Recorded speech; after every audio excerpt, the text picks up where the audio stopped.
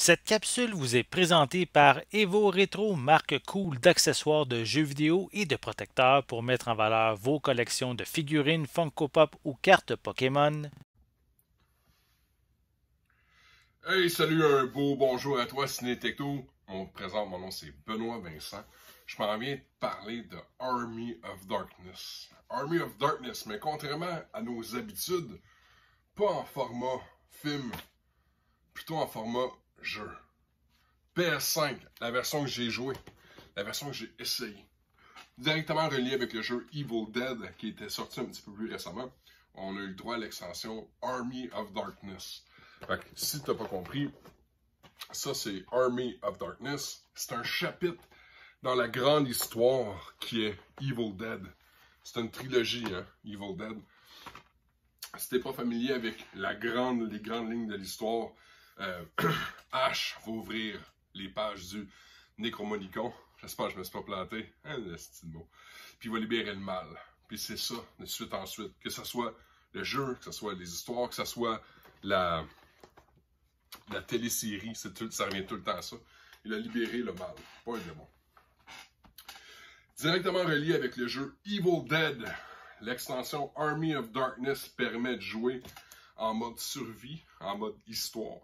Autant en mode multijoueur avec un paquet de joueurs en ligne qui triplent là-dessus, autant qu'avec des AI. Alors, tu n'as pas besoin de te border de jouer en ligne si tu veux tout simplement aller t'aventurer à l'intérieur de ce jeu-là. Le mode histoire, en réalité, c'est toujours la même map, hein, que tu dois Fait que plus vite tu te familiarises avec la map, plus vite que tu comprends où tu es, où tu t'en vas, vers c'est quoi tes objectifs.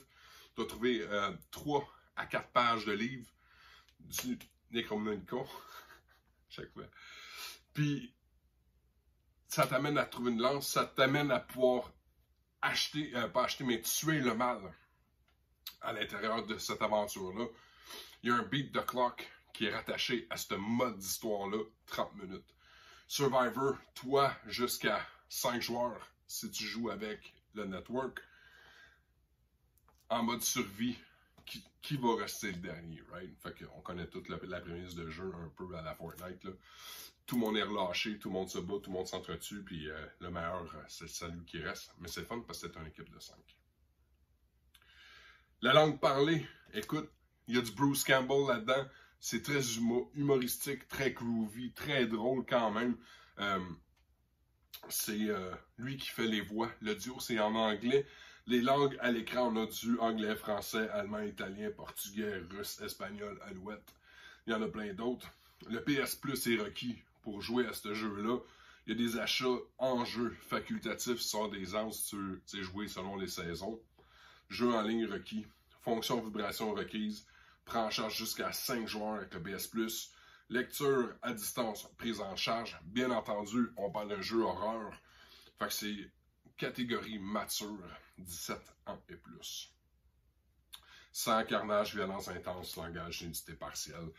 Tout y est. La qualité des armes, la mise en fonction, parce que c'est à la fois un third-person shooter, parce que tu te promènes à l'intérieur du jeu, mais ça peut aussi prendre toute une allure à la hack and slash, parce que tu te prends avec soit la fameuse chainsaw, ou bien avec une panoplie d'autres armes à l'intérieur du jeu qui te servent à tuer, à ramasser, à finaliser tout ce qui est des démons.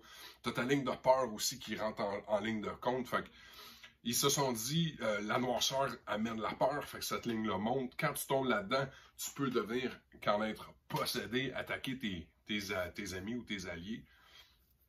Fait que tu dois te rapprocher de la lumière. Fait que faut t'allumer des feux pour te permettre de rebaisser ta ligne de peur. Fait que j'ai trouvé que c'était un petit aspect cool. Avec les voitures, tu as un GTA feel parce qu'ils se conduisent vraiment de la même manière. Il y a des petites lacunes au niveau du gameplay qui sont frustrants. Il n'y a pas d'autolock. Quand il vient le temps de faire des combats, il y a une armée de bébites sur toi. Puis, écoute, le nombre de fois que j'ai soigné à côté, soigné à gauche, soigné par-dessus, en dessous, il n'y a pas de autolock sur les créatures. Ça, c'est un aspect que j'ai trouvé qui est peut-être un peu plus ordinaire. Puis, il y a aussi des aspects où est-ce que vient le temps de monter. Tu sais, mon bonhomme il est capable de sauter des clôtures, il est capable de sauter par-dessus des poubelles ou Mais des fois, juste des petits vallons ou des petites affaires, faut que tu fasses tout le tour, c'est niaiseux, ça perd de temps.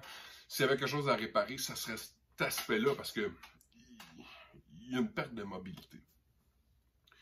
Jusqu'à 13 personnages qui peuvent être débloqués, un paquet de skins, un paquet d'armes.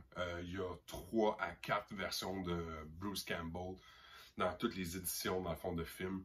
Puis vu qu'il y a 3 classes, non c'est ça, il y a 3 Bruce Campbell parce qu'il y a 3 classes. Puis chacun, tu peux jouer avec 3 Bruce si tu veux. C'est libre à toi. Très bon petit jeu. On a déjà vu des mécaniques de jeu similaires, entre autres qui me vient à l'esprit, là, Predator que j'avais essayé dernièrement. Je parlais de Fortnite. Il y a beaucoup de mécaniques de jeu, très Journey into the Light, si je ne me trompe pas, c'est des ressemblances que j'ai vues en ligne. Fait que quelqu'un qui joue jamais, la courbe d'apprentissage peut être un petit peu plus rough. Parce que c'est un jeu qui est dédié à un fanbase déjà préétabli. Je te dirais que c'est juste ça. Il n'y a pas tant d'espace pour... Bien, je vais te montrer comment jouer. T'es censé d'être un habitué de la chose. C'est pas le premier jeu qu'il y a comme ça.